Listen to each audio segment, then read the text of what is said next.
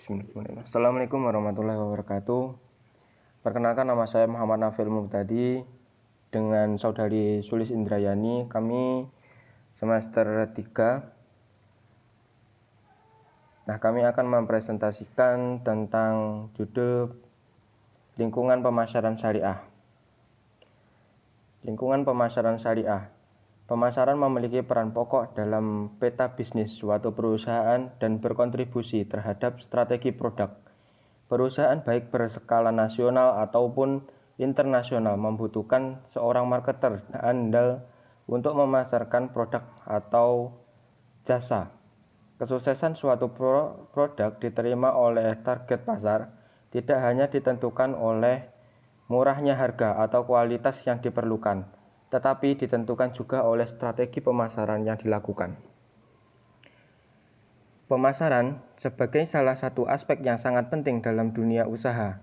Pada kondisi usaha seperti sekarang ini, pemasaran menjadi pendorong untuk meningkatkan penjualan sehingga tujuan perusahaan dapat tercapai. Wawasan tentang pemasaran menjadi penting bagi perusahaan pada saat dihadapkan pada beberapa permasalahan, seperti menurunnya pendapatan perusahaan yang disebabkan oleh turunnya daya tahan beli konsumen terhadap suatu produk baik barang maupun jasa, sehingga mengakibatkan melambatnya perusahaan untuk berkembang. Selanjutnya, konsep pemasaran konvensional modern yang diperlukan adalah bagaimana agar produk baru dikenal oleh pasar dan diterima. Demikian pula produk yang sudah ada dengan cara meningkatkan keuntungan produk saja. Para marketer dituntut untuk berpikir mencari cara dalam menarik minat dan perhatian target pasar dengan meningkatkan kreativitas, baik dengan menggunakan gambar ataupun pengolahan kata.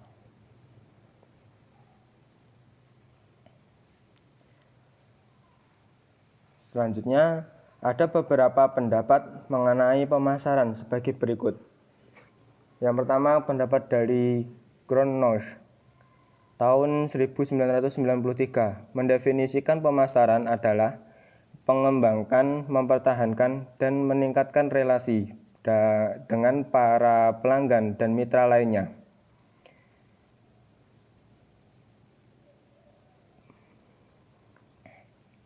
Selanjutnya, dari pendapat Miller and Layton tahun 2000 menjelaskan pemasaran merupakan sistem total aktivitas bisnis yang dirancang untuk merencanakan, menetapkan harga, mempromosikan, dan mendistribusikan produk, jasa, dan gagasan yang mampu memuaskan keinginan pasar, sasaran dalam rangka mencapai tujuan organisasional. Pendapat yang ketiga dari Daily tahun 2000 memberikan definisi tentang pemasaran merupakan proses manajemen yang berupa memaksimumkan laba bagi pemegang saham dan dengan menjalin relasi dengan pelanggan utama dan menciptakan keunggulan kompetitif.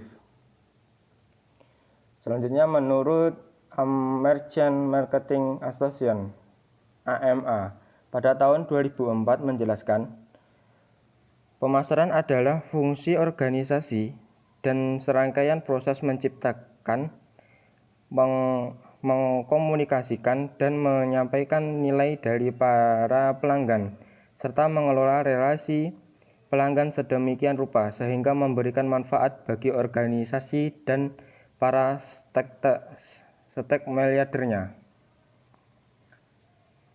Selanjutnya, pendapat dari AMA pada tahun 2007 mendefinisikan pemasaran sebagai aktivitas, serangkaian institusi dan proses menciptakan, mengkomunikasikan, dan mempertukarkan tawaran yang bernilai bagi pelanggan, klien, mitra, dan masyarakat umum. Yang terakhir, menurut Hunt tahun 1976, domain konsepsional pemasaran mencakup beberapa aspek seperti marketing, positive story of marketing, and marketing story of marketing. Selanjutnya, pengertian lingkungan makro pemasaran. Lingkungan makro pemasaran adalah merupakan kekuatan sosial yang lebih besar yang mempengaruhi lingkungan mikro pemasaran. Lingkungan makro terdiri dari lingkungan demografis, ekonomi, alam, teknologi, politik, dan budaya. Saya di sini akan menjelaskan beberapa poin dari demografi. Hal yang mempengaruhi perubahan struktur usia, perubahan struktur keluarga, wanita makin sibuk bekerja, meningkatnya pendidikan, bertambahnya penduduk yang besar. Dari segi ekonomi, adapun faktor-faktor yang perlu diperhatikan sebagai berikut. Perubahan pendapatan, tingkat pengangguran yang semakin banyak, perubahan pola konsumen yang semakin banyak, tingkat inflasi, tingkat suku bunga, pembangunan ekonomi.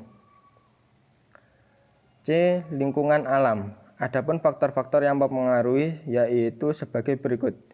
Campur tangan pemerintah, terbatasnya sumber daya manusia, meningkatnya biaya energi, tingkat populasi yang tinggi. Lingkungan teknologi. D. Lingkungan teknologi. Pemasaran harus memperhatikan kecenderungan teknologi sebagai berikut. Cepatnya laju perubahan teknologi, peluang-peluang yang tak terbatas, tingginya anggaran liptang, meningkatnya peraturan, fokus terhadap perbaikan minor.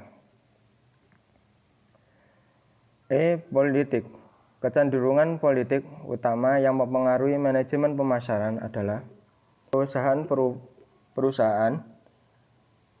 perubahan pelaksanaan undang-undang, perubahan kelompok pembela kepentingan publik, meningkatnya tekanan, meningkatnya perhatian terhadap etika. Yang terakhir, lingkungan budaya.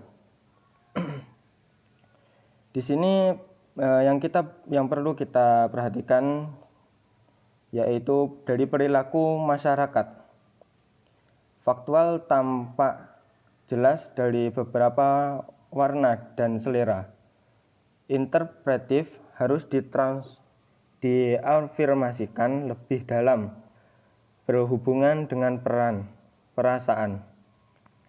Selanjutnya poin C yaitu pengertian lingkungan mikro pemasaran.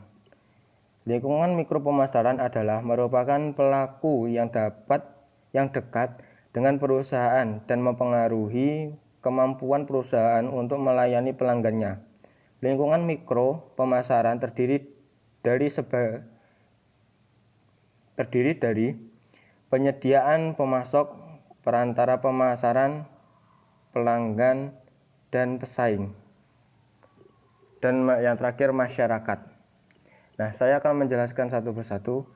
Dari penyediaan pemasok. Penyediaan atau pemasok, supplier, merupakan penghubungan penting dalam keseluruhan sistem pemberian nilai kepada pelanggan dan mampu memberikan sumber daya yang dibutuhkan perusahaan untuk memproduksi barang dan jasa. B. Perantara pemasaran. Perantara pemasaran marketing intermediaris berperan membantu perusahaan dalam mempromosikan dan mendistribusikan pada konsumen akhir. C. Pelanggan. Setiap perusahaan harus selalu mempelajari pasar pelanggannya. Yang lebih dekat pelanggan di sini dapat berupa pasar konsumen yang terdiri atas individu atau rumah tangga yang membeli barang atau jasa yang dikonsumsi sendiri untuk memenuhi kepuasannya atau kebutuhannya. Pesaing. Pemasar harus mempertimbangkan sifat persaingan di mana perusahaan bersaing dengan menetapkan strategi pemasaran menurut jenis dan sifat persaingnya. Yang terakhir yaitu masyarakat. Pengertian masyarakat di sini adalah kelompok manapun yang memiliki kepentingan aktual ataupun potensial yang dapat mempengaruhi kemampuan perusahaan dalam mencapai tujuannya, antara lain masyarakat keuangan, masyarakat media, masyarakat pemerintah, dan masyarakat gerakan warga. Baik, terima kasih. Sekian presentasi dari saya dan Sulis Indrayani. Ada kurang lebihnya dari kami mohon maaf sebesar-besarnya. Akhir kalam, wassalamualaikum warahmatullahi wabarakatuh.